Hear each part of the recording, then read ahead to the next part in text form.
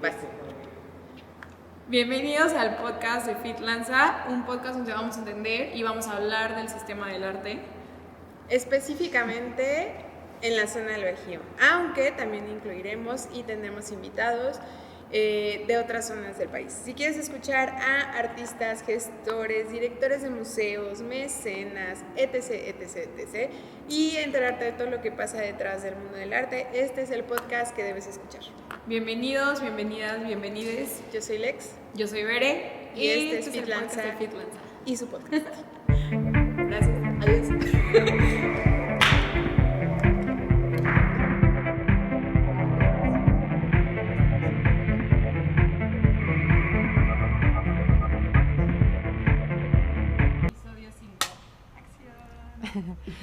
Hola a todos, hoy estamos entrevistando a Grisel Villasana en nuestro episodio número 5 del podcast Words of Labor. Grisel, queremos agradecerte por recibirnos en tu hogar, por darnos tu tiempo para esta entrevista. Gracias. También voy a aprovechar a hacer un paréntesis para agradecer a nuestro... el Tejedor Cervecería fue quien nos patrocinó el día de hoy las bebidas, entonces le damos un agradecimiento público. Y para empezar la conversación tengo una pequeña quote, una frase que tú citaste en uno de tus artículos y me pareció muy interesante y me gustaría empezar con ella. La voy a leer brevemente, dice: un buen diseñador tiene que saber de todo. Buenísimo. Lenguas, historia, etnografía, antropología, psicología, biología, anatomía, etc. Mientras que un artista no necesita saber nada. Esta polaridad es solo un punto de partida. Pero irónicamente, para en verdad apreciar el diseño no necesitamos de mayor conocimiento, sino de la experiencia de vivir con un producto de diseño. No tienes que saber nada sobre él, obtienes la información del mismo objeto como por ósmosis. Por otro lado, para apreciar una buena obra de arte, tienes que aprender y aplicar casi todo lo que sabes. ¿Por qué sucede esto? Es una frase de Richard Tuttle, artista conceptual. Y con base en esto queremos escuchar qué te parece esa reflexión, por qué la citaste en este artículo. ¿Verdad? Bueno, primero que nada, muchas gracias por venir, al contrario, es para mí pues muy lindo tenerlos aquí en la casa y bueno, pues conversar esto siempre es interesante. La verdad es que para nosotros pues es un campo apasionante. Sí, sí lo es. Y cuando tenemos la oportunidad de explayarnos al respecto, pues siempre nos gusta. Así que bueno, aquí muchas gracias a ustedes. No, ¿de qué? Efectivamente, bueno, habrá que decir también los matices de la cita, ¿no? Y hay que decir que viene de Richard Tuttle, que además, pues como saben, es un artista conceptual, que igual, ya sabes, es de estos que corta un papelito y ese papelito pues es una cosa de miles de dólares, ¿verdad? Uh-huh. El asunto aquí, lo que quiero decir es que claro, no es que no tengas que saber nada para ser artista, pero es verdad y siempre me gusta diferenciar que no es lo mismo arte que diseño. Uh-huh. Son dos campos distintos, aunque se han brincado un poquito últimamente y han cruzado como compartido límites. Porque bueno, estamos en un momento en el que también ya no tenemos todas estas categorías tan estrictas, cerradas y estrictas como antes, y pues porque claro, toda esta parte líquida pues también entra a estos conocimientos, a estos campos de conocimiento. Y sí es cierto que hay muchos artistas que ahora hacen diseño y hay muchos diseñadores que serian sus piezas, ¿no? Y cosas por el estilo, es decir, eso sí se ha brincado de un campo al otro. Sin embargo, sí hay que decir que para hacer diseño pues tienes que tener un objetivo. Ajá. Y entonces este objetivo y este público al que tú te estás dirigiendo, que es un público particular y que tiene unas necesidades particulares, requieren que tú estudies una serie de cuestiones para poder llegar a la solución mejor. Y tengas una metodología, ¿no? Claro, que en el diseño en realidad una de las situaciones interesantes es que no existe una metodología ni una forma de hacer diseño, que esa es una cuestión que a mí me apasiona. El proceso de diseño en realidad es un tema que es muy abierto, es un campo muy amplio, donde casi nunca puedes decir voy a la página 26 a resolver esto. Del manual. Sí, no, eso pues en realidad en diseño casi siempre es prueba y error, hay que decirlo. Y depende también mucho del contexto, ¿no? Sí, entonces esa parte, por ejemplo, sí te diría que te obliga a saber muchas cosas para poder llegar al resultado más preciso. Ujú. Porque el tema con el diseño es que si tú te sientas en la silla y la silla se cae, pues no sirve. Ujú. No es una cosa que más o menos sirva, no, es que tiene que servir y funcionar y llamar la atención para lo que fue creado y cumplir con los objetivos. Tú eres un intérprete, como diseñador en realidad eres un intérprete.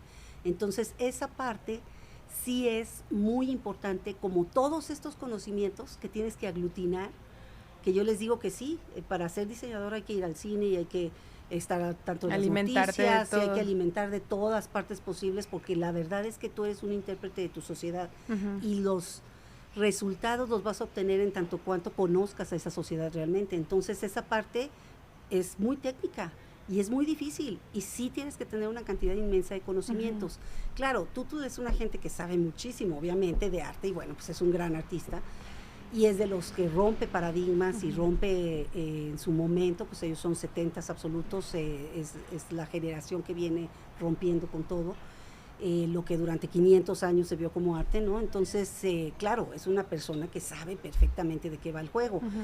Pero él sí parafrasea esta situación, te voy a decir en qué sentido, en el sentido de que el artista lo que está atendiendo es un enunciado. Ajá. Es decir, y es un enunciado propio, es un statement, ¿no? Que dicen los estadounidenses. Es un tema que tiene que ver con esta parte de ser como muy tú.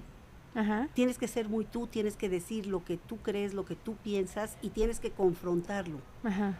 Yo les digo que cuando se habla que el artista exhibe, es que sí se exhibe a sí mismo. Es decir, sí hay una apertura Se del abre individuo completamente. Ajá. y se está exhibiendo frente a los demás como persona. Ujú.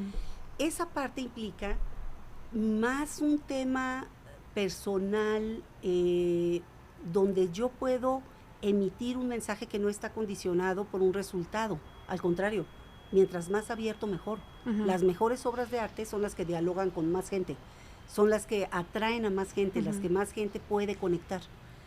Esas obras son muy difíciles de lograr precisamente porque necesitas un conocimiento muy profundo de la esencia humana. Ujú. Cuando eres un gran artista, entonces, no es que no tengas que saber nada, pero sí es que las reglas del juego son distintas. Claro. En cambio, si tú te confrontas con una obra de arte, sí te va a sacar o vas a necesitar sacar como abrirte tú también. Y esa apertura implica que le metas todo lo que tiene tu persona adentro para poder interpretar. En cambio, el que consume diseño, pues sí, yo les digo, si el diseño es bueno, no tienes ni que leer las instrucciones. Ajá, exacto. O Es sea, muy intuitivo. Es intuitivo y eso, bueno, también estos chicos de la manzanita lo han dejado súper claro, Ajá. ¿no? O sea, un niño abre el paquete y empieza a jugar con el teléfono y punto final. Nunca leyó un instructivo. Sí, exacto, eso está tan bien diseñado que no necesitas Sí, como que nada son más. dos procesos que funcionan a la inversa, ¿no? Uno, toda la información llega y se cierra el embudo y el diseñador ya te entrega un producto digerido, digamos, Exacto. y en el proceso del arte es al revés. O Así sea, es. a ti te toca hacer todo el proceso, digamos, de deglución de la obra. Sí, porque la comunicación y este cierre, y ahora más que todos sabemos que estamos hablando ya de la obra abierta, de la interpretación, de la hermenéutica, toda esta parte, pues obviamente implica que tú como observador no partes de que alguien te explique la pieza, Ujú. tienes tú que ver de qué manera conectas con ella. Ujú. Y puede ser que no conectes, también se vale, pero bueno, si la pieza es buena, normalmente encontrarás por dónde conectar, claro que sí. Y el diseñador, por ejemplo, el buen diseñador, ¿qué es lo que hace? Junto con todo este paquete de cosas que sí funcionan, pone un campo simbólico alrededor. Claro. Y esa parte ya es el plus del diseño. A ver, Grisel, ¿y tú cómo llegaste a conectarte con todas estas disciplinas a la par? O sea, con diseño, con arte, con antigüedades. O sea, digo, yo creo que hay muchos perfiles que tenemos esa capacidad, sobre todo los perfiles creativos, ¿no? Sí. O sea, yo conozco muchos arquitectos que a la vez son artistas y que a Son la vez les gusta el diseñadores, diseño, claro. ajá. Pero ya meterte a profundidad, como tú lo has hecho a tantos temas, ¿cómo se empezó a desarrollar eso en tu carrera? Mira, justo platicaba ahora un poquito con Camila antes de entrar aquí a Cuadro y le decía yo que yo empecé muy chica con todas estas inquietudes. La verdad es que yo sí, en la adolescencia yo ya sabía que esto era lo que me gustaba. ¿Esto diseño arte o...? Esto, los museos, los ajá. objetos de arte, los objetos de diseño, toda esta parte como que siempre me ha seducido mucho. Okay. La verdad es que sí es una inquietud que tenía yo desde niña. Yo me doy cuenta ahora, retrospectiva, que yo me fijaba en cosas que otra gente ya no recuerda. Okay. Por ejemplo, de casa de mis abuelos o de, ya sabes, o de lugares donde iba yo cuando niña. Yo apreciaba mucho como todos esos temas. Pero sí diré abiertamente que yo les digo que ahora, bueno, y más en este momento donde pues las cámaras y esta parte como muy pública, ¿no? Ya lo privado es público, entonces bueno, esta parte de exhibirte ya es como de todos, ¿no? Ya no es nada más del artista o todos son artistas, ¿verdad? Y esa parte, justo le decía a Camila platicando, hace falta gente del otro lado de la raya. Ahí me preguntan mucho si yo soy artista, yo les digo que no me considero una. En el tema de que yo siento que lo que yo hago en realidad es como en apoyo a todas las actividades de los creadores. Ajá. Pero no tanto yo como creadora, aunque bueno, admito que quizás la museografía o algunos procesos que tienen que ver con la comunicación visual, etcétera, de la curaduría y demás, tengan que ver con un acto creativo, sí puede ser, aunque en realidad pues hay objetivos, y esos objetivos pues tratas de cumplirlos dentro de un cierto campo de objetivos y de enunciados pues que te van dictando cómo debes tú de cuadrar ahí tu discurso, ¿no? Ajá. Pero sí diré abiertamente que a mí me gusta el otro lado de la raya y entonces esto me obligó a desde muy temprana edad, yo te diría que desde la prepa, estar ya metida como leyendo cuestiones que tuvieran que ver con el background de las cosas. Como preparándote para... Sí, a mí los objetos me fascinan. Te puedo decir que como antecedente, sí puedo mencionar que mi cultura visual viene de estas revistas que en los 70s recibían en casa de mis abuelos, que la Life, que la Time, que todas estas... que eran visualmente hablando muy interesantes, sobre todo fotográficamente hablando muy interesantes. Toda la parte, por ejemplo, sociopolítica, pues siempre fue un tema de ambas familias. Entonces, esta parte como de la realidad y cómo impactaba la realidad, mi adolescencia, pues también era algo como muy claramente, no nada más de plática de café, sino de teorías.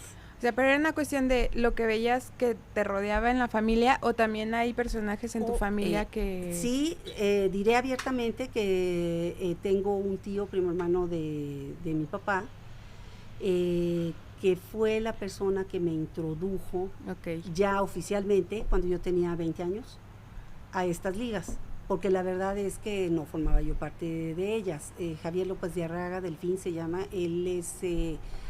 una persona que se dedicó a la comunicación, a la publicidad, pero que durante mucho tiempo también ejerció en el campo de las artes, fue director de Marco Monterrey, estuvo en Europa haciendo algunas cuestiones que tenían que ver, sobre todo en París, con artistas importantes del momento, y eso fue para mí una formación primera muy importante, que además fue por casualidad, porque aunque claro, pues es una gente que nosotros conocíamos, cuando fundamos Arte 3, estábamos todavía Juan Meliá y yo en ese momento ya con Federico Cermeño como parte de la sociedad, hicimos un boletín y lo mandamos a diferentes lugares de la República y un día sonó el teléfono en la galería, esto fue completamente fortuito y de repente yo contesté y me dijeron, oye, te hablan, y me dijo, tú eres hija de Grisel y Octavio, ¿verdad? Y entonces le dije, pues sí, es que yo soy tu tío y soy ahora mismo director de Marco, y me llegó el boletín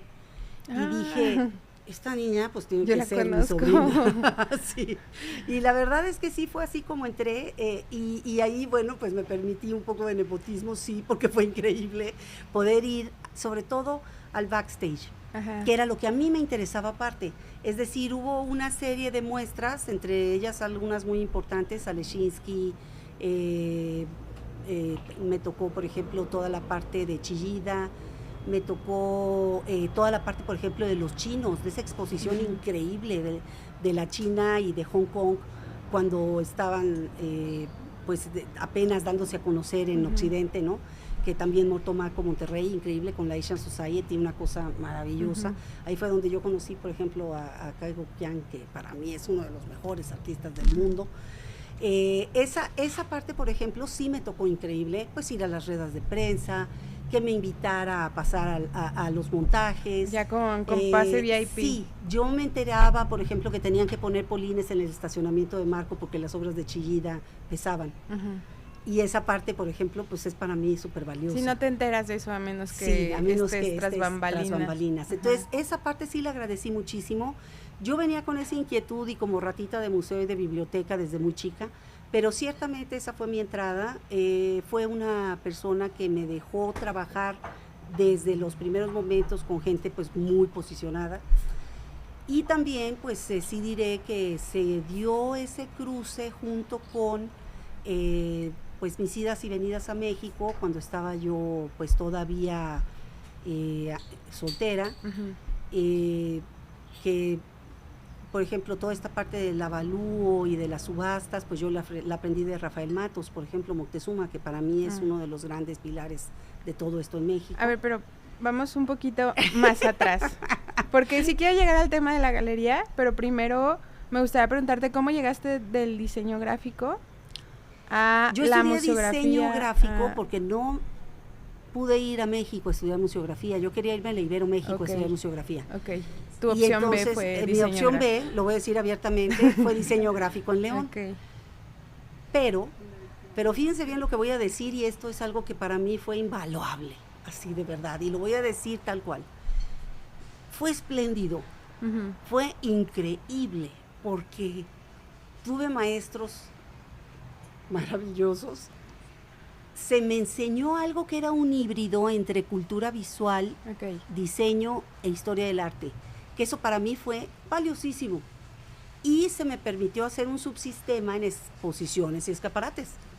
Entonces, en realidad... Al final te desarrollaste. Al final yo me desarrollé, digo, mi título dice diseño gráfico, pero la verdad es que yo les digo, no sé si mis compañeras estudiaron diseño gráfico, a mí me combinó muchísimo. Ay, qué padre, eso no me lo sabía. Teníamos, por ejemplo, cursos de semiótica, cursos de historia del arte. Teníamos ya el tema de la cultura visual como una cuestión que era paralela a la historia del arte. A ver, aquí te voy a hacer una pregunta que está fuera del script, pero que me interesa mucho porque yo doy, por ejemplo, cultura visual, la clase de cultura visual en el TEC. Pero a los chicos les cuesta mucho entender por qué es importante estudiar eso. O sea, y sobre todo cuando llegas en primer semestre, pues llegas ávido de meterte a hacer maquetas y materiales, ¿sí? Y empezar a ver todo este tema de la cultura visual, es como, qué hueva, flojera. ¿Para qué me va a servir? ¿Cuándo lo voy a volver a usar en mi carrera? ¿Por qué es importante tener una cultura visual? No, bueno, pues es input, output. Yo así se los pongo nada más. Es decir, si tú no tienes input, ¿cómo vas a sacar algo? Que digo... Todos pensamos que somos muy originales. La verdad es que casi nunca lo somos. El tema es saber de dónde te estás colgando. Si no tienes cultura visual, cometes el error gravísimo de pensar que estás inventando el hilo negro y no es verdad. Ese es el primer error básico, te diría yo, que por ahí hay que empezar. A mí me acuerdo, digo como una anécdota, hace un tiempo ya, Carlos Torrejut, una persona con la que yo trabajo mucho en Querétaro, me decía, oye, Grisel, fíjate que hay un concurso de lámparas, todo esto, me invitan de jurado, pero pues sí te quiero comentar sobre una lámpara en particular, que por ejemplo era una calca, la lámpara era una calca de Tútul, justo. Y yo le dije, a ver, si hay una glosa, pues qué padre, pero si no la hay, pues él no sabe qué está haciendo, punto. O sea, esa parte sí es muy importante. Claro. Ahí es donde incide la cultura visual. O si te quieres brincar las trancas, pues tienes que saber qué hizo Tútul para entonces tú decir, yo lo voy a tomar de ahí y lo llevo 100 metros adelante. De otra manera no puedes. Entonces, ese es el tema de fondo de nuestro problema, yo sí diré que es un problema cultural de hoy. El tema del pastiche y del collage y del reuso de la imagen es una de las cuestiones más importantes del arte de hoy, la apropiación.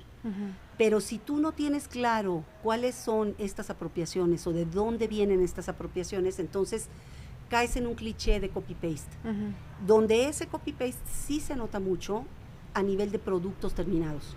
Es decir, como que las todos cosas son carecen iguales. de Claro, de personalidad, de esencia. Iba a decir como de contenido, pues de Sí, lo rico. sí. Se nota que nada más es algo Muchísimo se como nota. superficial. Y esa parte superficial justo viene de que decía Marrolo que había que detener lo fugitivo. Es decir, esta parte donde tú necesitas, por medio de el estudio de lo visual, yo les digo, es ver cómo vemos lo que vemos. Si tú no haces ese análisis como persona de arte, de arquitectura, de diseño, de artes visuales, pues entonces no estás haciendo nada. Eso es lo más importante, porque si partimos de que la técnica es un tema secundario por completo y que lo que es más importante es precisamente el contenido, aquello que tú estás lanzando como un enunciado, pues ¿dónde está el enunciado si tú no sabes qué estás diciendo? La si nada más disciplina estás en la que te repitiendo? estés desarrollando. Claro, en cualquiera. Si tú nada más estás copiando y no estás dando la glosa y no sabes de dónde viene, tú piensas que estás siendo bien original, pero en realidad estás repitiendo el patrón que ya viste 500 veces en Instagram o en Pinterest. Y si no sales de ahí, pues eres como cualquiera que no haya estudiado nada. Claro. Y a lo mejor esos que no estudiaron nada tienen el análisis de cultura visual y entonces te van a rebasar por la izquierda a fuerza. Y por eso puedes ser influencer. Ya salió el tema.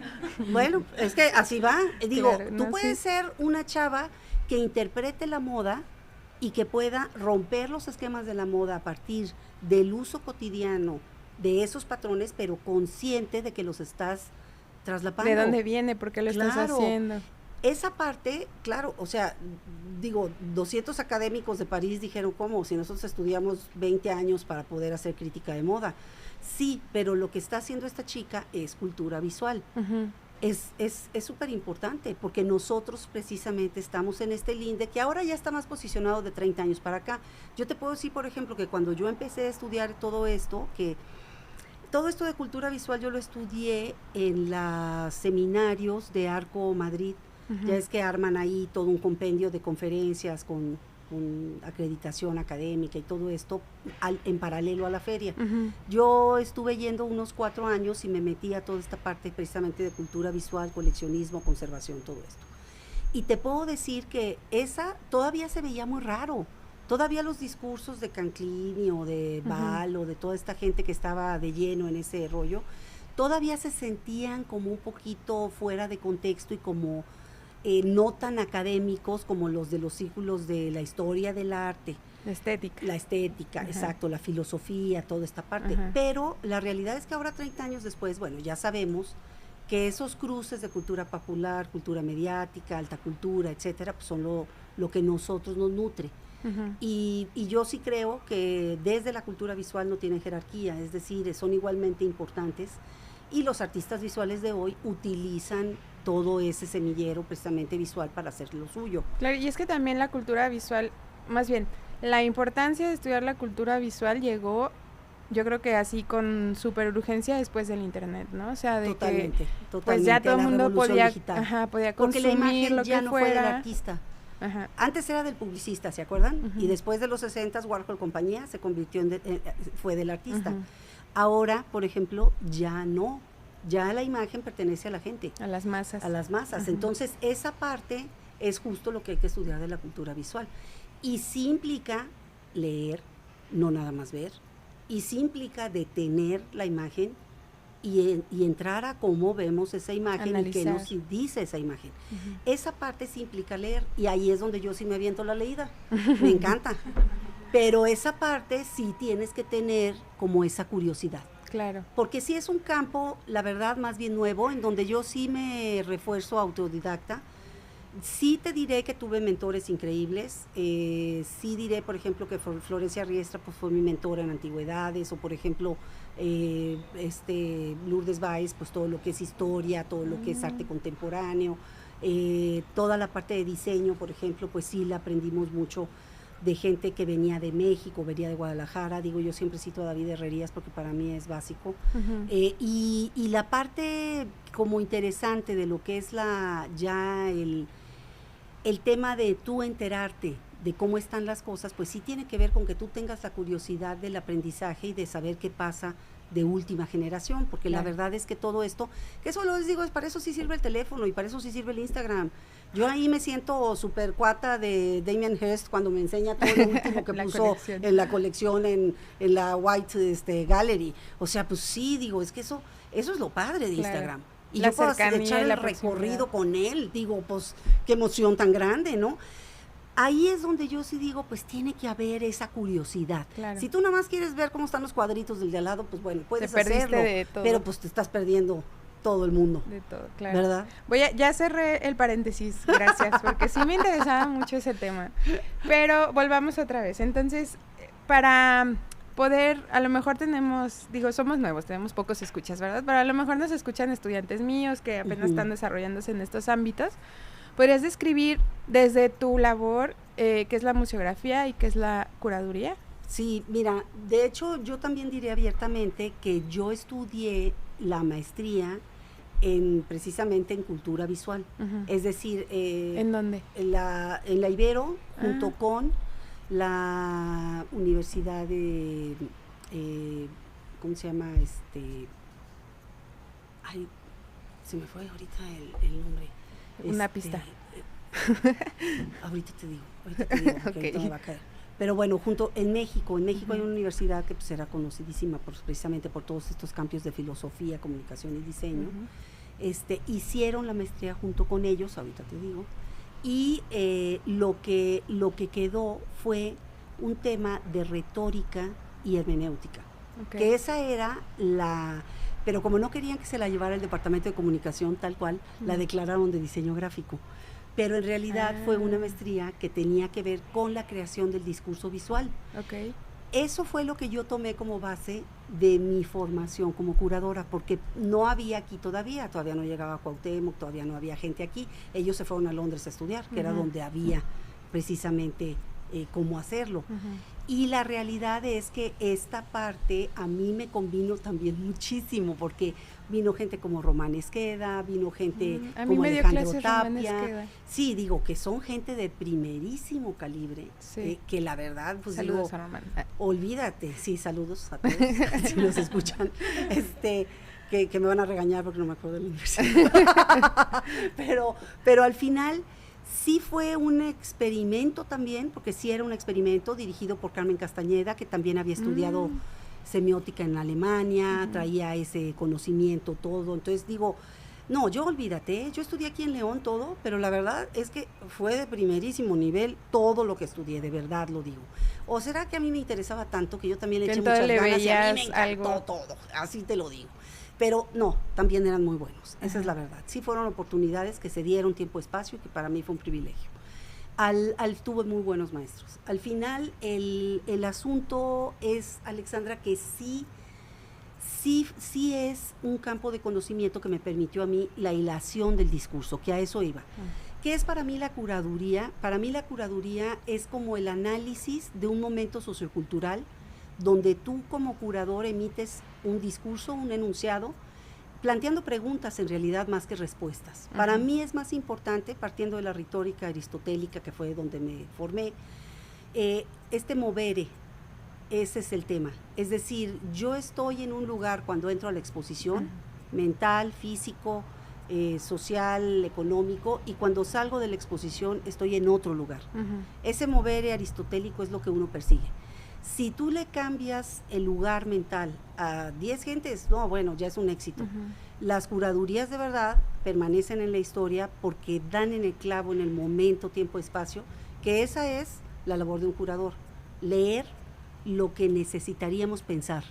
Y mueven como el la colectividad, ¿no? O sea, sí, el pensamiento colectivo. Sí, aquí Jung todo.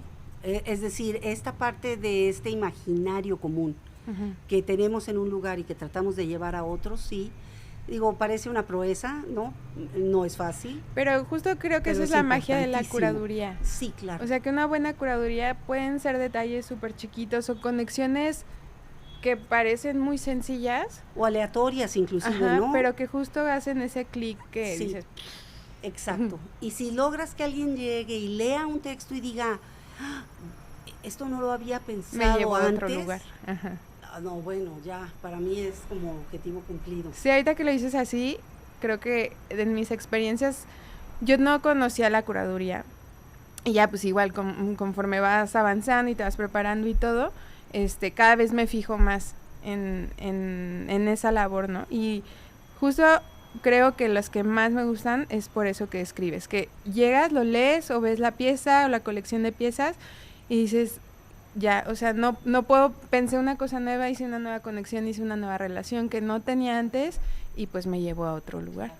Y fíjate que en el campo museográfico yo también tuve la oportunidad, que invaluable, de verdad, de estudiar con Humberto Chávez Mayol esta parte también de la semiótica de la instalación artística. Él sobre todo se basaba en los Kovakov, ya sabes, Ilia y compañía, que pues tienen esta parte del ámbito. Y para mí eso museográficamente es súper importante. Es decir, esta parte donde tú entras y tu mente se abstrae de otro mundo y entra al que tú estás creando. Eso para mí es importantísimo. A veces se logra en un grado máximo, a veces no. Por ejemplo, esta curaduría última es puro ámbito. Aquí sí se trata de romper completamente. ¿Puedes decir cuál sí, claro.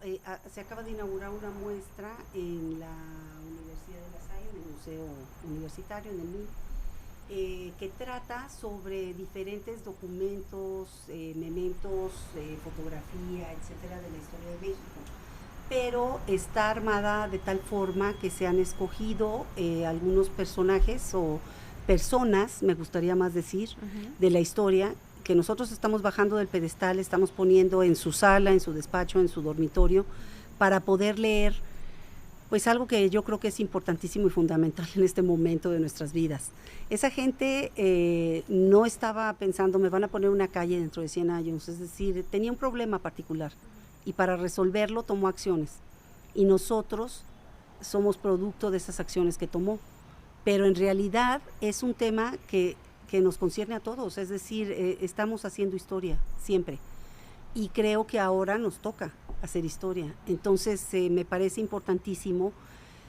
Si bien no puedes como tomar el ejemplo como una cuestión tiempo-espacio real, sí puedes tomar el ejemplo de una madre de familia de 11 chavos que se decide a participar con los liberales de la independencia. O sea, digamos, lo están haciendo más empático.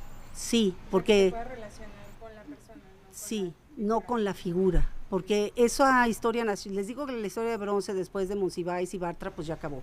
Es decir, ya sabemos que eso no funcionó. Entonces lo que hay que hacer es buscar como otros arquetipos ahí, precisamente, que todos pensamos que alguien tiene que venir a hacer las cosas, pues no, las tenemos que hacer nosotros. Y esa situación es un poco lo que se promueve en esta curaduría. Que tú te des cuenta que en realidad estas acciones que se tomaron porque había una serie de causas.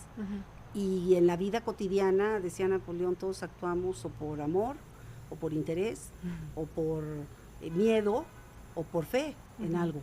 Y eso es lo que nos mueve, no la calle ni el pedestal. Esa parte, digo, es después, a posteriori, sobre un discurso que siempre arman los que ganan.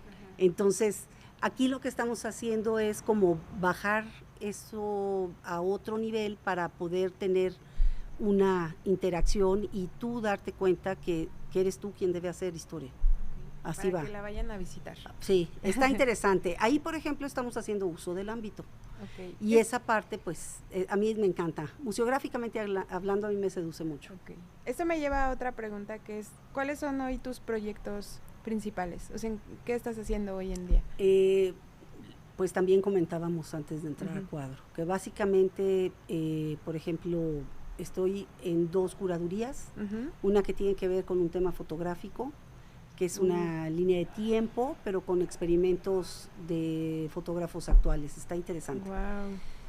La otra cuestión es una curaduría que tiene que ver también con un tema más bien social, pero que es interesante desde el punto de vista artístico también. ¿Las vamos a poder ver en algún lado? Sí, todavía no se puede. Todavía no, porque pues las estoy preparando. Digo, por ejemplo, esta que se montó, pues tenía yo 6 meses armándola. Okay. Casi siempre me llevo más, a veces me llevo un año y medio en estos proyectos.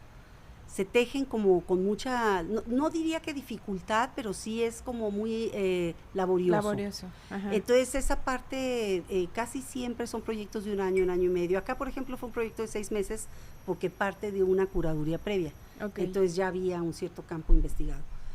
Pero aparte de eso, estoy ahora con 2 proyectos de avalúo, que también eso es interesantísimo. Que son, pero, perdón, la de fotografía, por ejemplo, ¿para qué lugares? Todavía no sabemos la sede. Estamos okay. apenas armando el tema, pero estamos viendo qué sede vamos a Pero ahí, a ¿cómo utilizar. funciona? O sea, tú haces la propuesta, desarrollas la propuesta y después... Esta es con particulares. Yo estoy con particulares desarrollando la propuesta. Hay una colección que es una línea de tiempo de cámaras. Okay. Y de ahí vamos a partir a complementar con toda esta parte artística. Okay. Y también puede ser y de ahí que la institución te invite. Que la institución me invite, puede ser de las 2 formas.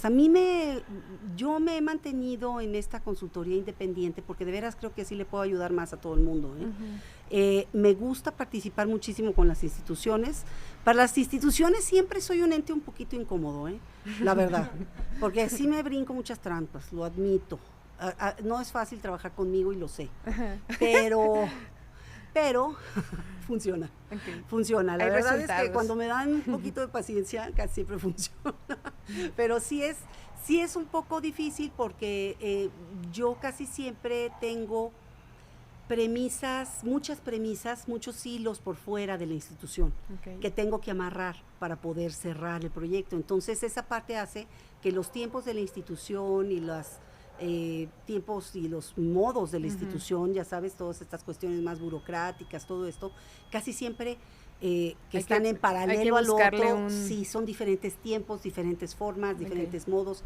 Eso hace que siempre haya que tejer ahí diferente, pero al mismo tiempo, pues es muy interesante. A mí me encanta trabajar así, la verdad. He trabajado con varios museos de la región, algunos de México, y la verdad es que funciona muy padre. Ahora también estamos preparando un proyecto museográfico para la ciudad de Veracruz. Es decir, hay una serie de cuestiones ahí que pues están bien interesantes, la verdad. A mí me gusta mucho participar en curaduría histórica. La historia también es una de mis grandes pasiones. No soy historiadora, pero también he tenido mentores interesantísimos. La parte, por ejemplo, de lo que es mezclar eso con la evidencia artística también se me hace bien interesante. Acá, por ejemplo, en el museo, esta muestra histórica, la verdad es que es una muestra que está dada junto con artes aplicadas. Es muy bonita muestra. Los muebles que están ahí de 2 colecciones particulares son una maravilla, no dejen de ir. Y también entonces haces evaluación de obra. También, es otro de mis trabajos. ¿Qué más decías que hacías de todo lo que haces? Pues sí. Clases también, ¿no? Das clases. Sí, a veces doy clases. La verdad es que las clases las doy más en estos como partes extracurriculares. Es decir, me encantan los diplomados. Me encanta dar clases en los diplomados, me encanta dar clases en las maestrías, porque es gente que está muy interesada en el tema. Que ya sabe. Sí, te demandan más, te preguntan, te sacan más jugo. Sí. Y se pone interesante porque a veces puede ser un contador, puede ser alguien que no tenga nada que ver con el campo, entonces sus preguntas, sus inquietudes son bien diferentes y eso a veces nutre mucho los grupos. La verdad es que casi siempre doy todos esos a distancia y funciona muy bien. El del TEC es un gran ejemplo. El diplomado. El diplomado, así es. Y casi siempre doy historia del mueble, que es para mí una materia apasionante, porque yo les doy obviamente la historia sociocultural del mueble. Sí. Y a ver, vamos aterrizando ya la parte de León. No, obviamente creo que contigo podríamos sacar un episodio de muchísimos temas, o sea, podríamos desenvolver curaduría, podríamos desenvolver el tema de museografía, pero en esta temporada estamos hablando mucho acerca de la escena artística de la ciudad. Y pues tú desde o sea, en todas las entrevistas que hemos tenido ha salido la referencia de Arte 3, de esa galería, ¿no? Sí, fue una referencia importante, efectivamente. Y la primera pregunta, antes de todas las que vienen sobre este tema de la escena artística en León, es ¿por qué se les ocurrió una galería en un lugar donde no había nada de... Bueno, yo tengo que decir que incluso nuestro RFC, y esto no es mentira, decía artículos previamente no registrados. Okay. La compra y venta de artículos previamente no registrados. Bueno, eso casi lo queríamos enmarcar. Eso nos hacía lindísimo. Pero al final, mira, cuando surgió la inquietud, éramos Alberto Lenz, que él fue el que llegó con el nombre Arte 3, Juan Melia y yo, en esa ecuación. La verdad es que Juan y yo teníamos ya un tiempo de conocernos, de ser amigos, de hacer trabajos en conjunto. Él estaba sobre todo en la institución. Él siempre trabajó en instituciones, estaba en el Instituto de Cultura. Yo, como siempre, estaba trabajando con la institución. Okay. Y entonces así hicimos más migas, porque en realidad estudió en la misma prepa que yo, ya lo conocía, teníamos amigos en común. Pero sí diré abiertamente que yo tenía la inquietud del mercado. Okay. Es decir, ahí sí diré abiertamente que a mí, yo ya coleccionaba desde antes, desde que estaba yo soltera. En ese entonces estaba la Galería de Matices, que pertenecía a la mamá de Juan Andrés y de Juan Carlos Cermeño, Lupita, que también tenía otras socias, una hermana y otras, obviamente esta señora Chico, etcétera. Es decir, había varias personas ahí también de sociedad que promovían artistas sobre todo locales, pero me parecía un avance bastante interesante, y este análisis sí lo hacía yo ya porque para mí era lo importante, que pasaba de ser como la estrella, donde era como, yo les digo que León, y este es un análisis mío personal, es algo que yo vierto aquí como una interpretación propia, podrán estar de acuerdo o no. León tuvo 2 inundaciones y 2 guerras la primera mitad del siglo XX y desconfiguró por completo su historia y su punto de partida, su base. Toda esa parte fundacional migró.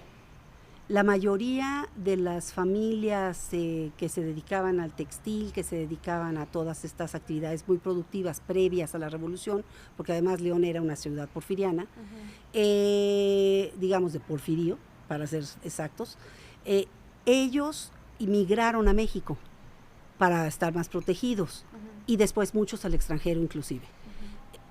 En Francia estaba el exilio mexicano de la aristocracia, ¿no?, de esa época. La migración que llegó fue la de los Altos de Jalisco con la Cristiada, que es una idiosincrasia completamente distinta a la que había antes, digo, otra, nada más, ¿verdad? Pero es muy diferente a la que había previo. Y sí diremos abiertamente que el desarrollo económico de León coincide con la posguerra. De eso hicimos una curaduría muy bonita que se llamaba De aquí de toda la vida, con Leonardo y Mario Plasencia. Cuando salió todo este empuje económico, León revivió, pero los primeros 50 años del siglo XX los perdió, literal. Desde la inundación de 1888 hasta la posguerra, hubo un hueco donde lo importante era sobrevivir, y se sobrevivió. Si algo tiene la ciudad de León es gente trabajadora, es decir, volvieron a salir adelante, volvieron a construir, volvieron a armar todo, sus redes las volvieron, se fueron sobre la parte curtidora, que eso llegó de Michoacán como una situación de emergencia, efectivamente, para incentivar la economía, y se fue ya poniendo como más esa cuestión, ¿no?, que la textilera, que era previa. Entonces, al final, yo les digo que lo que vino sucediendo en León, hablando en términos de cultura, fue una especie de fast track, desde los 60s en adelante, donde la escena artística de los 60s revivió el paisaje del siglo XIX y otras, el retrato, y tenemos a Eloísa Jiménez y a Segoviano y a toda esta gente haciendo cosas como a mediados del siglo XIX en otros lugares del mundo. Y luego después viene una escena setentera donde aquí hay impresionismo, donde aquí hay fauvismo, donde aquí hay expresionismo, que es lo que sucedía a principios del siglo XX en otras partes, ¿no? Y luego vienen los 80s, y ahí empieza a acercarse un poquito la escena, pero es cuando tenemos aquí el surrealismo. Y luego después, en los 90s, que es cuando Arte 3 es de finales de los 90s, yo te diré que la coincidencia tiempo-espacio de Arte 3 y la razón por la que tuvo tanto éxito es que fue el momento en el que se conectó con el mundo lo que pasaba aquí. Okay. Es decir, ese fast track llegó a su momento noventero, en ese momento además en el que hay que decir el gobierno mexicano promovía las galerías en el extranjero precisamente por el Tratado de Libre Comercio, todo lo que eso implicaba a nivel de imagen, etcétera, y estuvo precisamente inyectando dinero a todas estas grandes galerías que conocemos ahora, que la OMR, que no sé, Nina Menocal, todas estas grandes firmas de aquella época, eran inyectadas de dinero precisamente por algunos procedimientos de gobierno que permitían esta exportación y esta visión de México en el extranjero. Fue cuando todos los siglos de arte de México, la exposición famosísima del Met, todas estas cuestiones se dieron en esa época, finales de los 90. Así es, y Arte 3 coincide en tiempo-espacio con todo eso.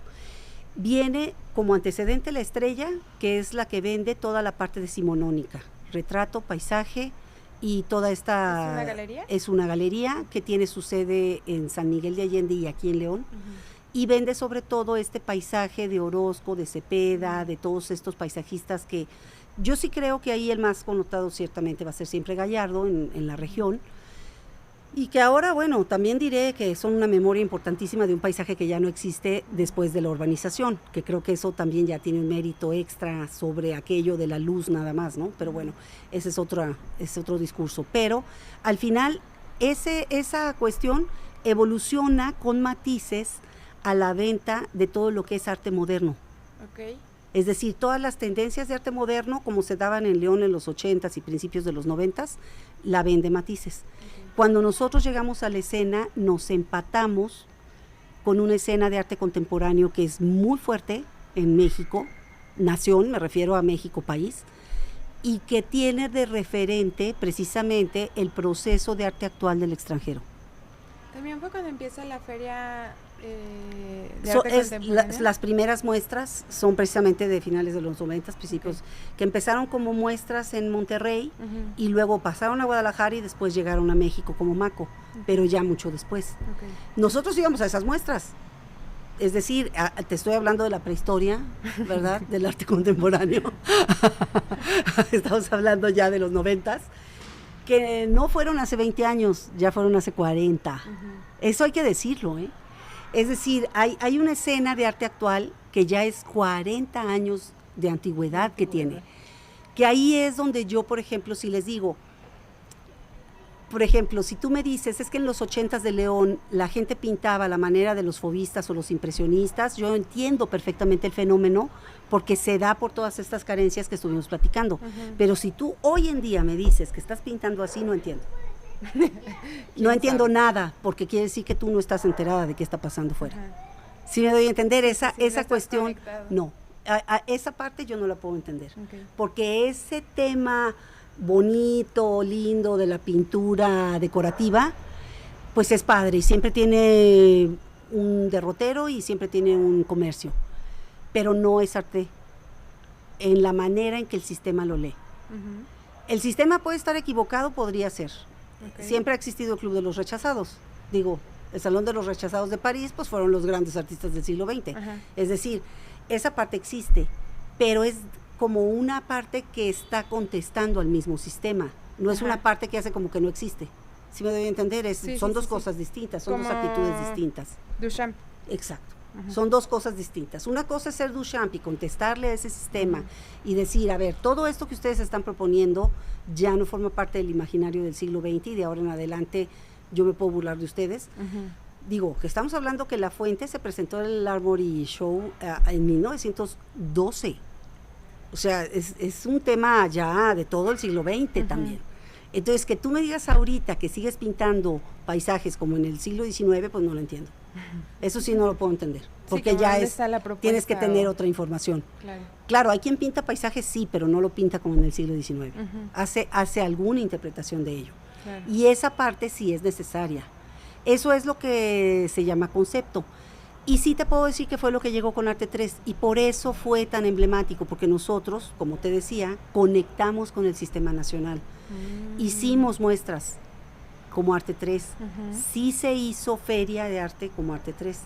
Después yo me lancé a poner un espacio propio como Grisel Villasana, espacio de arte, y también hice ferias internacionales en Art Miami, en Foto Buenos Aires, en Maco nunca participé, pero sí en las ferias laterales. La verdad es que sí es un tema que ya se concatenó, y por eso fue un referente tan importante para tanta gente, y todos los que trabajamos ahí, de alguna manera, sí sentimos que fue como la apertura de ese capítulo en el que nosotros podíamos formar parte de ese capítulo internacional. De esa escena internacional. De esa escena internacional, exacto. Voy a hacerte una pregunta incómoda. Ándale. ¿Era sustentable la galería? Pues fíjate que voy a decirte que todas, sí. Yo les digo que yo nunca he sentido que no haya mercado. Okay. Jamás he sentido que no haya mercado. No lo había aquí. Eso sí lo tengo que decir. Es decir, si tú querías vivir exclusivamente del mercado de León, no lo ibas a encontrar. Porque el mercado de León quería comprar la estrella. Es decir, eso sí nos pasa. Y no por ignorancia, sino por un tema que tiene que ver precisamente con la historia del propio lugar. Si tú no tienes un teatro antes del 79, porque antes de eso fue cine, y antes de eso fue estacionamiento, y antes de eso fue caballeriza, digo, pues es que el teatro doblado, es de la misma época del Teatro Juárez. O sea, pero no se usó como teatro hasta el 79 que lo remodelaron. Tú no tenías, yo me acuerdo perfecto que yo estaba, no voy a decir que me hicieron caso, pero creo que sí. Yo me acuerdo perfecto que yo estaba en el Instituto de Cultura, estaba yo muy joven, como consejera, cuando preguntaron qué se quería para el fórum en esos terrenos de Lux. Yo sí les dije, a ver, ¿nos vamos a aventar en serio el tiro? Pues yo quiero un teatro como la Bastilla de París, y yo quiero una biblioteca como la JP Morgan, y quiero un museo como el... Si vamos a hacer si vamos a hacer la carta a Santa Claus, pues yo la hago con todo respeto y la quiero así. Me parece increíble que lo hayan hecho, de verdad, o sea, y participar en ese rollo para mí fue fundamental, increíble, porque sí me tocó poner la obra de la biblioteca, y sí me tocó, que además era un tema que tenía que ver con diseño, que era para el ruido, para la luz, para una serie de cuestiones, el móvil que está central, o por ejemplo me tocó instalar las salas regionales y formar al equipo de museografía del MAC, o me tocó, por ejemplo, llevar todas las minutas para la construcción del teatro. Digo, todo eso fue increíble, la verdad, me la pasé increíble, y me pareció padrísimo participar en todo eso. Y qué bueno que ya está, pero antes de eso, ¿qué había? Era muy difícil. Tú no le puedes pedir a un público que tenga una formación de ese tipo si no había nada. No había nada que lo alimentara. No había cómo alimentarlo. La gente que lo tenía refinado, ese tema, pues era porque salía mucho, porque tenía la oportunidad de viajar, porque leía, no había la internet como ahora. La revolución digital ya te lo permite, pero en ese entonces no existía. Entonces tú dependías de que te llegaran los medios, de que te llegaran las revistas, de que fueras a ver los libros. Para nosotros un referente importantísimo de la generación mía es el Centro Cultural Arte Contemporáneo de Televisa, por ejemplo.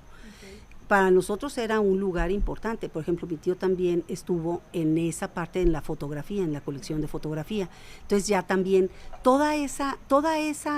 ese conocimiento, si tú no estabas en el medio, pues era imposible que lo tuvieras. Claro. Entonces, como coleccionista, pues hasta me parece loable que tú quisieras algo de autor y no un póster, que era lo que la mayoría ponía, ¿eh?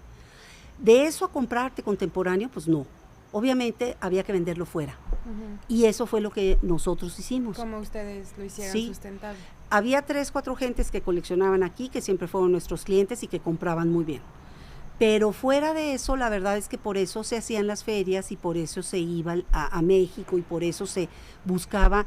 Yo siempre he buscado tener un pie aquí y un pie afuera, porque es la mejor forma de ayudar aquí.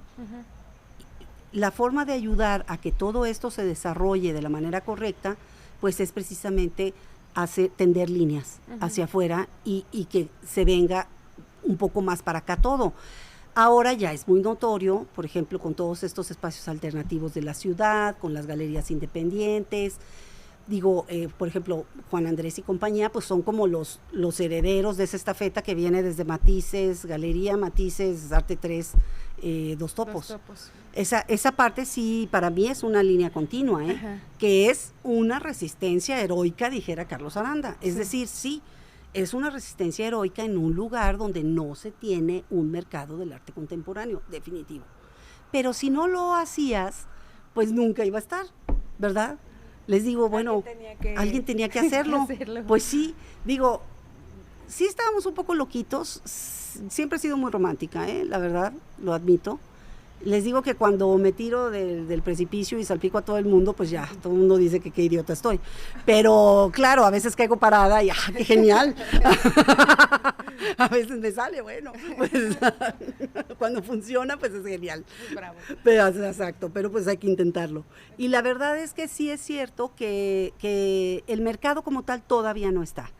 Es decir, aquí nosotros tenemos 3, 4 coleccionistas de peso, pero lo que sí se ha logrado, y eso ya es otro paso adelante, es que las instituciones ya tomen esa estafeta también. Por ejemplo, lo que está pasando ahorita en el MAC, que están haciendo alianza con el MAC, que están viniendo curadores de allá. Es impresionante el cambio que tuvo. Eso es muy importante, claro, y ahí sí tiene que ver, digo, y hay que decirlo, pues David era coleccionista con nosotros, socio después, y bueno, ahora ya se independizó y sigue en ese canal, él tomó la maestría ahí en Querétaro, es decir, esa parte, digo, entre nosotros nos conocemos demasiado bien, podremos estar de acuerdo o no con la visión de uno o de otro, pero sabemos que es un esfuerzo heroico, siempre.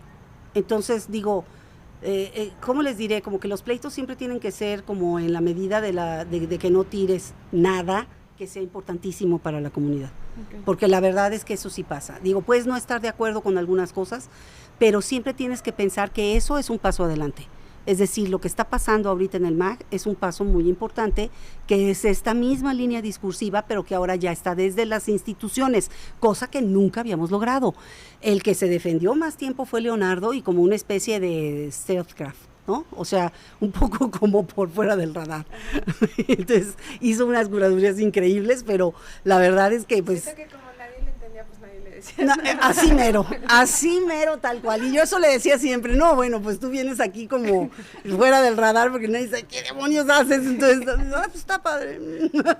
Sí, pero pues ves muchísimos artistas que se hicieron de carrera. Para nosotros eso es muy bonito, Para nosotros eso es muy bonito y la verdad es que sí me da gusto. O sea, nosotros tuvimos gente como José Dávila o Daniela Edburg cuando no sabía nadie de ellos. O nosotros empezamos con Marcela Armas o con Gilberto Esparza o con toda esta generación que estudió en Guanajuato, que tuvo también ahí se dio tiempo, espacio, pues un liderazgo, digamos, que les dio esa apertura también a nivel internacional y que les enseñó estos otros modos de arte, que la verdad ya no eran pintura 1 o pintura 2, digo, porque, o sea, la pintura es súper importante, digo, yo sí diré, por ejemplo, que toda la pintura de Lothar Müller, por ejemplo, la que es histórica, porque digo, él tiene otras 80 ramas de su arte, que algunas yo no estoy de acuerdo, pero bueno, pues cada artista es libre de hacer lo que quiere, pero... sí te puedo decir que su pintura es extraordinaria, por ejemplo, y esa parte pues sí te abre caminos a otra pintura. Por ejemplo, lo suyo es la memoria, no es el tema de la pintura técnica. Y esa parte pues sí es súper importante entenderla para entender que el arte de hoy no es que ya no use la pintura, no es que la fotografía después de la era digital ya no funcione, no, es que se usan de forma diferente y tienen que tener un contenido diferente. Porque precisamente gran parte de lo que tienen que hacer es criticarse a sí mismas, hablar de sí mismas, ¿no? Estos podrían ser algunos de los ecos que tuvo la galería. ¿Algún otro que sientas que quedó hoy como remanente para la ciudad? Yo sí creo que hay más gente intentando el mercado. Es decir, esta parte donde un grupo de chavos se juntan, digo, porque en aquel entonces sí te puedo decir que nosotros estábamos chicos, no cumplíamos los 30 años, y teníamos 27, 28. Pero sí, al final nos aliamos con gente muy importante, hay que decirlo, con capitales importantes también, que nos permitieron una cierta libertad, que eso también hay que explicarlo, o sea, Lalo Pons, Federico Cermeño, David, Juan Antonio, o sea, toda esta gente que estaba con nosotros, pues digo, sí hacía una diferencia. Claro que no era lo mismo rentar una casa como la de Arte 3, que pues tener un lugar que no ve nadie, ¿verdad? Obviamente había que echarle muchas ganas, obviamente había que vender mucho.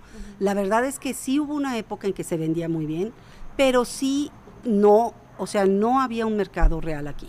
Eso siempre lo tuvimos muy claro. Y la parte que creo que sí fue una consecuencia es que hoy en día sí hay un mercado mayor y sí hay un grupo de gente más joven que sí piensa que puede comprarse un original, que sí se anima a eso. Yo les decía, por ejemplo, hablando del mercado del arte, Alemania no es el país de compradores más fuerte porque compre las obras más caras, es porque la clase media alemana y la clase media alta alemana siempre han comprado. Entonces, ese mercado es muy poderoso porque desde su forma incipiente, pues tiene gente que compra desde los primeros atisbos de un artista. O sea, no porque compren en... A ver, no, espérame. Sino porque compren uno carísimo en toda la vida y ya, sino porque constantemente están Exactamente, comprando. y siempre están apoyando a las nuevas generaciones y sí le apuestan a ganar en un futuro. Es decir, eso como galerista tú sí lo tienes que tener claro. Para mí, por ejemplo, trágico cuando un artista se me rajaba. Es decir, cuando un artista dejaba de producir, híjole, para mí era una tragedia mundial. Porque yo sí decía, no, a ver, todo mi discurso es que tú vas a ser alguien después, que tu obra va a valer después. Y claro, no, nadie hace arte por eso, ni coleccionas por eso.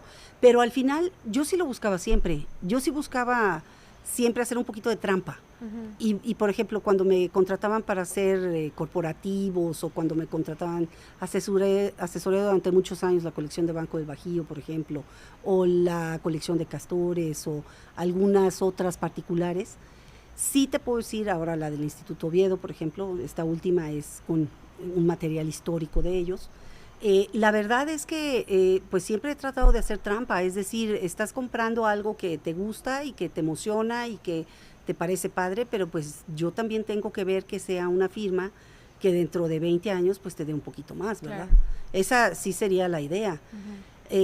Obviamente no sucede todo el tiempo, pero pues si buscas que esa sea una característica de lo que tú estás promoviendo, ¿no?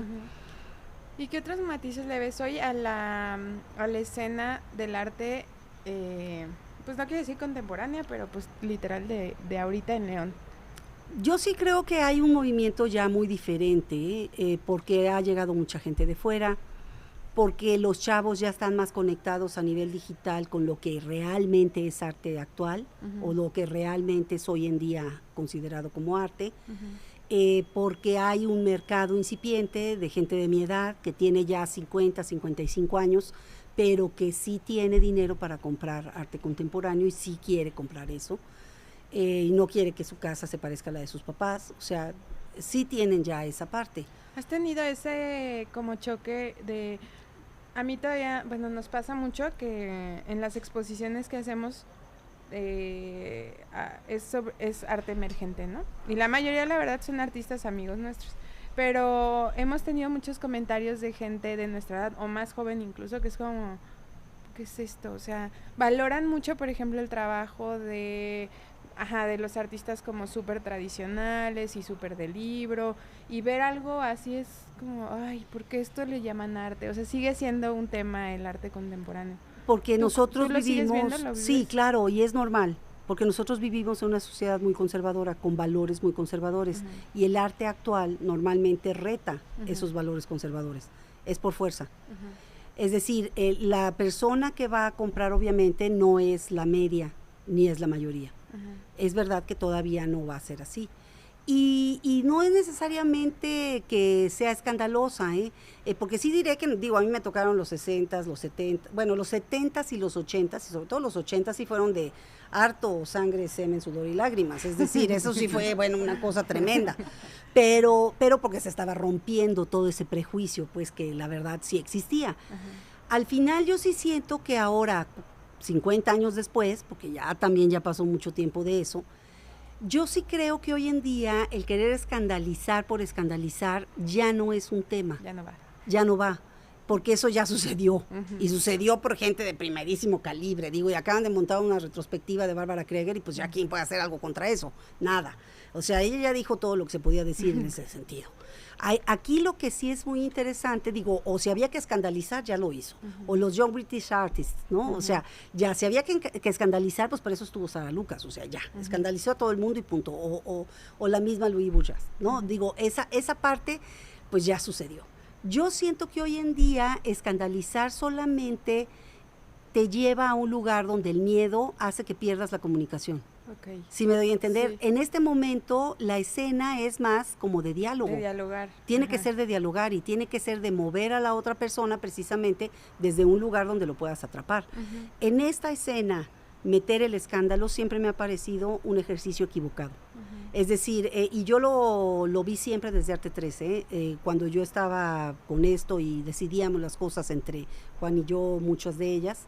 La verdad es que sí, hay que decir que yo nunca buscaba la confrontación.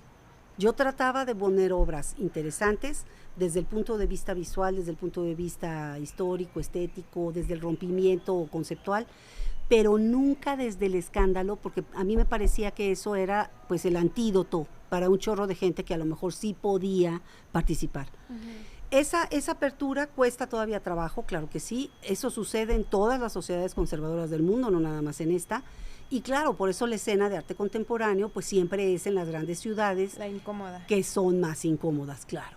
Porque la realidad es que el mercado pues sí se mueve más en un lugar donde tú tienes menos tradición, en ese sentido, claro, así va. Y ni modo, bueno, pues es parte de lo que hay que hacer, es parte de la labor. De la lucha. Es parte de la resistencia ¿Cómo heroica. La resistencia heroica, justamente.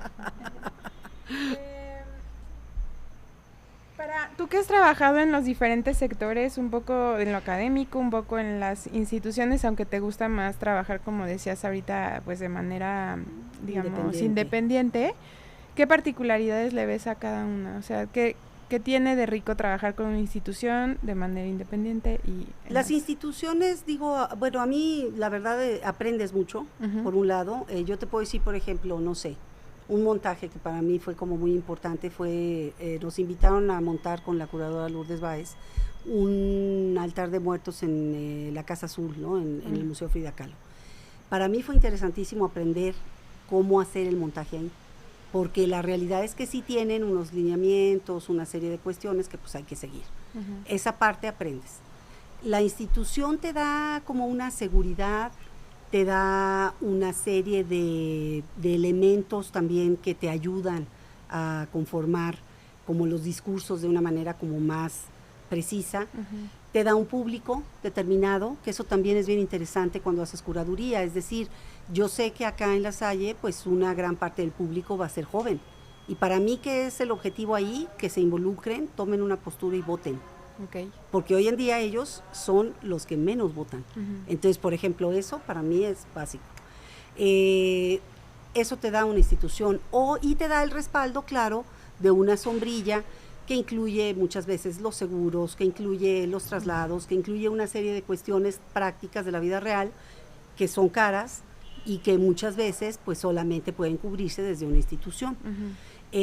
Las colecciones, por ejemplo, pues también tienen sus propios paradigmas, ¿no? Sobre qué pueden hacer, qué no pueden hacer, pero sí te puedo decir que el aprendizaje es mayúsculo cuando trabajas con instituciones profesionales, porque necesariamente te tienes que homologar y bueno, y aunque yo sea una pesadilla para todos ellos, pues también trato de aprender, que ni qué. Y aunque ellos no lo crean, también me pongo más en modo. Y la otra parte, que es con la parte independiente, pues también aprendes un chorro. A mí me gusta mucho, por ejemplo, ir de galerías. Me ha tocado últimamente checar la escena en Guadalajara, checar la escena en Querétaro, checar la escena en México. Aquí todavía tuvimos, por ejemplo, Leonardo nos hizo favor de darnos un recorrido con el pretexto de la visita del embajador de Brasil aquí en León. Y siempre es interesantísimo ver a la gente joven cómo se mueve, porque la escena independiente siempre es joven. siempre, sí hay que decir que la institución tiende a anquilosarse. La institución tiende a la burocracia, tiende al anquilosamiento, tiende a la lentitud, tanto de la maniobra como de la idea. En cambio, pues la escena independiente se mueve justo al contrario, desde la juventud, desde lo empírico, desde esta parte de lancémonos y veamos qué pasa, que justo, siempre es interesante también. Justo nuestro siguiente episodio va a ser con Torre Andrade. Ah, padre. Con padre. los chicos ellos, de Torre yo Andrade, los respeto mucho a ellos, yo los respeto mucho a ellos, la verdad es que creo que han hecho una labor increíble. Son serios, son gente seria, me parece, porque también uno distingue inmediatamente cuando hay gente jugando a ser artista y cuando de veras quieren esa intención.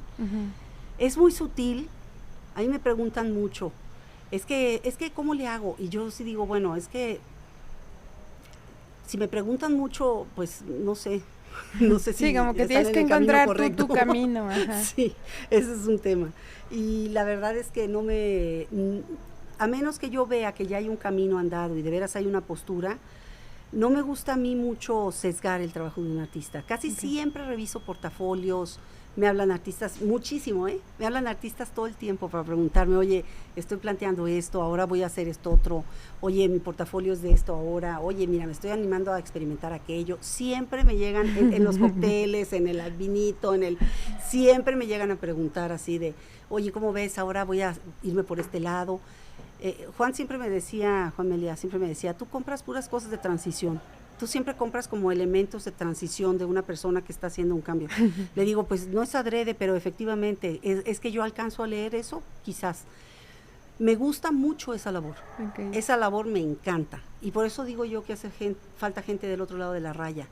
Porque el tema de ser artista es pues muy protagónico, es padrísimo, las luces sobre ti, las cámaras sobre ti, claro. Uno siempre está como del otro lado de la raya, casi siempre estás detrás del telón. Pero pues también es muy gratificante y también es interesantísimo y también es de mucho aprendizaje. A mí esta parte del platicar con los artistas y escuchar cómo están en su proceso creativo y poder complementar algo a ello, se me hace increíble. Sí, más en la tesitura, les digo yo, de Gertrude Stein o de un Warhol o de, toda proporción guardada, claro. Pero me gusta más esa posición. Esa posición me parece increíble y creo que hace mucha falta también. Muy bien. Sí, tengo complejo de profesora, aunque no de clases. Sí, das clases. Muy bien, para ya cerrar con la entrevista, que nos podríamos seguir, pero bueno. Como ya hay varias también, por ejemplo, con Mónica le dije, es que te tenemos que invitar en otro episodio, porque tienen y luego juntamos a todos, eso también es bien eso estaría una eso cena. Es divertido. Estaría muy padre. Es una buena idea. Lo hemos hecho 2 o 3 veces. Nos la vamos a llevar. Sí, nos vamos a llevar esa tarea. Estaría muy cool. Sí, estaría padre. Recomendaciones que tengas de qué estás leyendo, qué estás viendo, qué estás comiendo, a dónde ir. Ay, bueno, ¿qué te puedo decir? O sea, la última cosa que así. La última cosa. Acabo de leer el libro sobre curaduría, por ejemplo, de Hans Ulrich, ¿sabes cuál? Ulrich. Siempre lo menciono al revés. Les vamos a poner. Pero les vamos a poner la cosa, exacto. Orbis Ulrich. Así va. Siempre lo digo al revés. Me parece fantástico. Es imprescindible para entender la curaduría del siglo XXI. ¿Por qué la inventó? También hay que decir. Leo es un gran alumno de él. La verdad es que yo no había tenido oportunidad de leerlo, sí lo digo abiertamente, lo acabo de leer hace un mes. Me lo dio una amiga, Cristi, y la verdad le estuve muy agradecida. Y bueno, pues en fin, eso también es una conversación que tengo pendiente con ella. La parte, por ejemplo, de los objetos, ahora me tocó empaparme, por ejemplo, de todas las técnicas de porcelana y de cerámica porcelanizada. Bueno, todo un viaje increíble. ¿En dónde? En una casa donde tenía una colección de más de 300 cerámicas que hubo que evaluar. Y bueno, y aunque tenía yo un conocimiento previo básico, la verdad es que sí me tuve que meter a investigar a fondo. Y fue súper interesante, sí, la verdad, ese es uno de los últimos avatares que me ha tocado. ¿Fue de algún tomar. momento histórico en particular? Sí, te puedo decir que sobre todo segunda mitad del siglo XIX, principios del siglo XX. Okay. Sí, muy interesante. Algunas piezas de principios del siglo XIX inclusive. Sí, tipo imperio, tipo todo lo que es porcelana francesa, porcelana austriaca, porcelana española, mayólica, española, inglesa, italiana, muy interesante. Por ejemplo, también te puedo decir que uno de los últimos libros también que me tocó, que ahorita estoy leyendo otra vez el recuento fotográfico de Olivier Debrois de Fuga Mexicana. Fuga Mexicana. Es imperdible, sí. De verdad. No lo leí hace un rato, lo volví a tomar ahora porque estoy haciendo la curaduría esta que te digo. Y la verdad sí, digo, es que hay gente que sí es básica. Sí, a mí ese libro y el de Susan Sontag. También digo, ese es imperdible, pero es imperdible, claro. Hace unas conexiones que dices, es lo que siempre pensé, pero no podía ver, o sea, que no podía expresar. Lo lees y eso. Y te voy a pasar otro libro que también es un básico, que es Rougeois, se apellida el autor.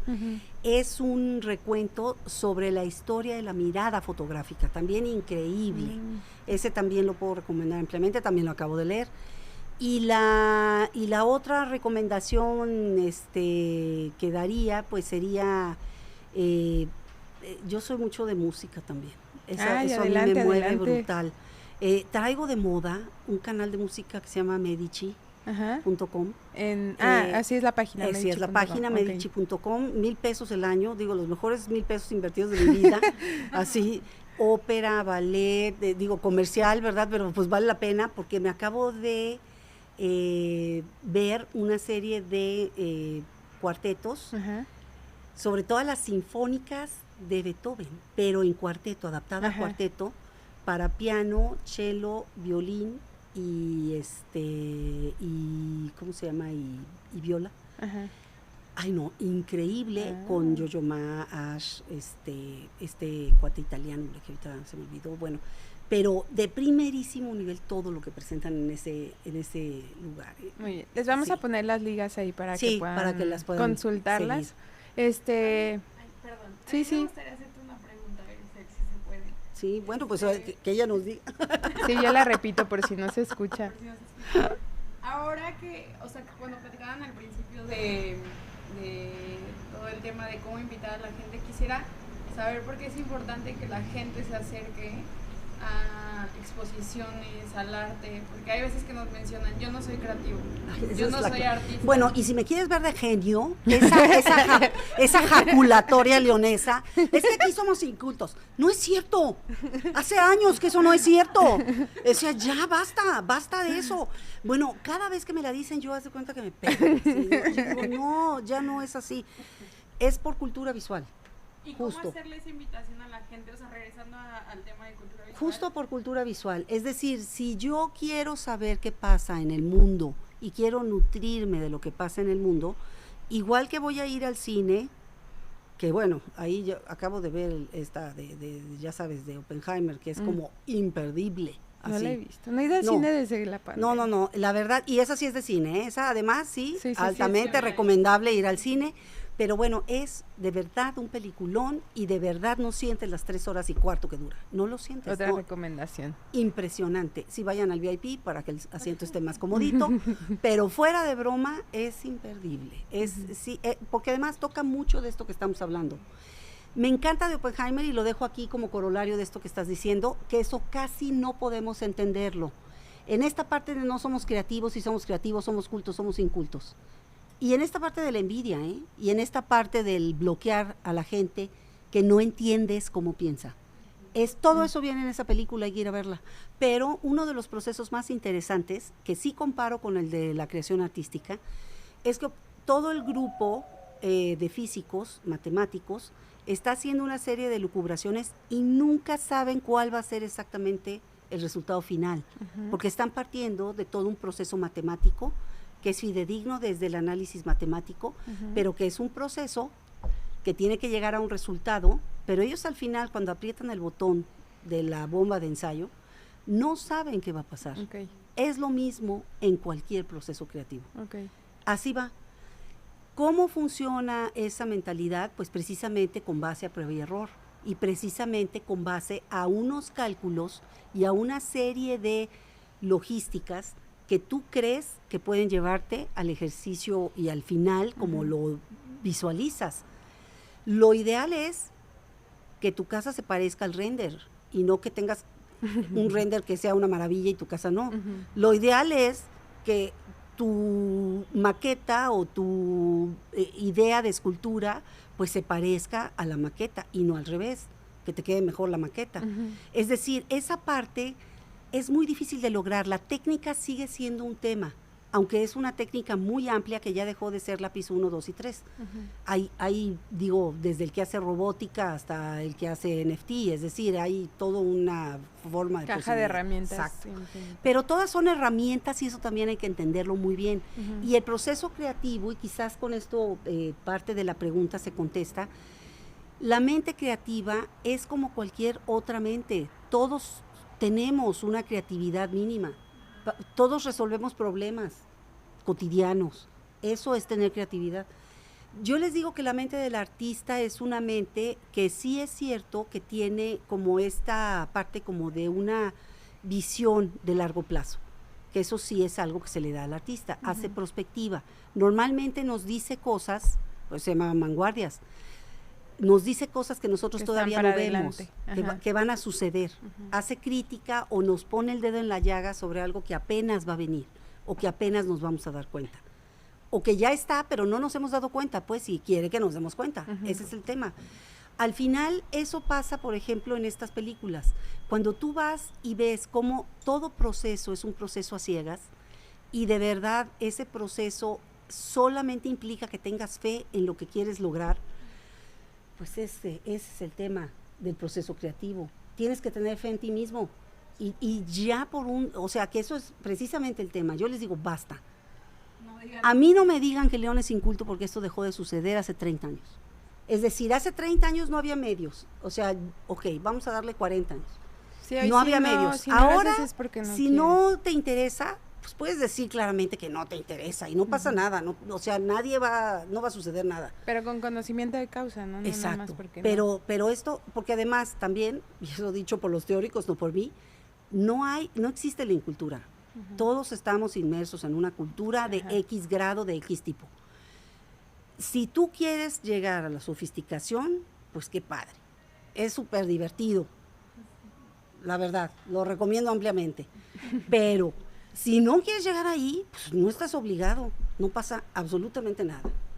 Pero si quieres ir, seguramente te cuestionará como ser humano, te obligará a modificar algunas cuestiones que crees inamovibles, te obligará a cuestionarte cómo haces las cosas cotidianas y bueno, y pues vivirás en un entorno un poco más de incertidumbre y de cambio, pero que es el que tenemos todos siempre. Y solamente quizás te dé herramientas para sobrellevar aquello, que es lo que todos hacemos en la vida cotidiana. Entonces, al final yo no creo que te tengas que acercar al arte porque seas creativo o no seas creativo o vayas a coleccionar. Sí, es uno de los tabús más... Exacto, es simple y sencillamente, ¿qué es el arte? Es una comunicación entre seres humanos. Es una comunicación entre seres humanos, es lo que nos hace humanos. Ahí sí cito a Gadamer, el filósofo, que de verdad me parece que tiene una de las teorías más bonitas al respecto. Lo que yo hago es enfrentarme a una pieza y entender lo que otro ser humano piensa y sacar lo que hay en mí de ser humano. Y eso es justo, para eso sirve el arte. Ya nos contestaste la siguiente pregunta. Entonces, bueno, pues para eso hay que ir. Y que justo te preguntaba porque en la semana escuchamos un podcast de Méndez y Guillermo Arriaga, te la voy a leer la frase. Bueno, qué escritor, ¿eh? Ese El Salvaje para mí es una de las mejores novelas que he leído en mi vida. Sí, ese bueno, güey que es un guión. Que es un guión, sí. O sea, de verdad todos es sus todo libros imagen, son un guión. Es todo imagen mental, es un impresionante, sí. Qué bueno es. Que justo te lo iba a leer, que es, el arte no va a dar respuestas, la política y la ciencia sí. Exacto. El arte tiene la capacidad de formular, preguntar. Su función es que te preguntes cosas, hace preguntas en un nivel que ni la política ni las ciencias pueden hacer. Así va. El arte se está convirtiendo en el último refugio. Entonces, así va, es exactamente eso, y por eso te digo que el curador siembra preguntas. O sea, se trata de sembrar preguntas, justo de que tú dudes, de que entiendas. Para mí una de las cuestiones más importantes, y eso también viene en ese librito de La actualidad de lo bello, de Gadamer, es un tema que tiene que ver con tu punto de vista. Estas maquinitas, con el algoritmo, te alimentan a ti mismo. sí. Es decir, tu punto de vista te lo van reforzando todo el tiempo, hasta que piensas que no existe más que tu punto de vista y los que piensan como tú. Todo el mundo piensa como yo. Fíjate toda la evidencia que tengo de que todo el mundo piensa como yo. Cámaras de eco. Exactamente. Y esa parte es para mí, es una de las tragedias más terribles del tiempo contemporáneo. Y por eso hay tanta polarización, y por eso hay tanta incomprensión, y por eso hay tanta agresión. No, y sesgas creo que tu pensamiento por Totalmente. el hecho de que solo te están mostrando eso y solo Totalmente. te representa eso. Y esa parte es justo, el arte es justo el único derrotero donde todavía te puedes enterar qué piensa el otro. Eso es lo importante de ir a una exposición, no comprar o sea, no, es preguntarte a ti mismo, digo, cosas serias, que no nada más digo, pues, claro, o sea, no estoy en contra de que vayas a comprar a Plaza Mayor el fin de semana, no pasa nada, pero sí es importante de vez en cuando hacerte otras preguntas, caray. Y esas preguntas las aprendes en el arte, esas preguntas las aprendes cuando te confrontas con papelitos, con muebles, con objetos de diseño, con objetos de arte, y Arriaga tiene toda la razón. Es el único derrotero actual donde podemos salvarnos a nosotros mismos, donde podemos entender que no pensamos igual que todo el mundo, que hay una diversidad de seres humanos en este planeta, y que, como les decía yo, ahora aquí hice el recorrido inicial de la exposición esta que abrimos, no vamos a pensar igual nunca. Ya bien. Los tiempos modernos ya pasaron, está bien, exacto, pero sí tendríamos que dialogar, sí tendríamos que consensar, sí tendríamos que ponernos de acuerdo para ir a lograr objetivos, los que sea que hayamos discurrido. Digo, porque si no, pues la vamos a tener cada vez más difícil, ¿eh? Sí, entender el lugar del otro también. Claro, ¿no? y esa parte sí es importante. Y por eso, ahí me dicen, es que tú no te confrontas nunca, no sientes, o sea, ¿por qué no te peleas? ¿Por qué no? Hazle ver. Yo digo, a ver, no. Porque no, o sea, no es mi espíritu. Claro, lo que yo no quiero conceder, no lo concedo. Pero en realidad hemos perdido la capacidad de escuchar al otro. Eso es lo que te permite aprender el arte. Aprender a escuchar al otro. El objeto que está enfrente en realidad te está permitiendo escuchar a otra persona, te está permitiendo dialogar con otra persona. Y eso es lo que nos hace seres humanos. Es lo que nos regresa a la humanidad en este tiempo de las maquinitas. Y por eso Arriaga está en toda su razón de decir que es el último derrotero que tenemos para salvarnos. Así va. Sí, qué importante. Gracias. Muy bien, pues. Gracias.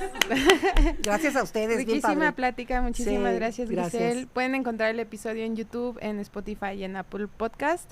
Y nos vemos la siguiente semana. Gracias. Super, gracias a ustedes. Bravo.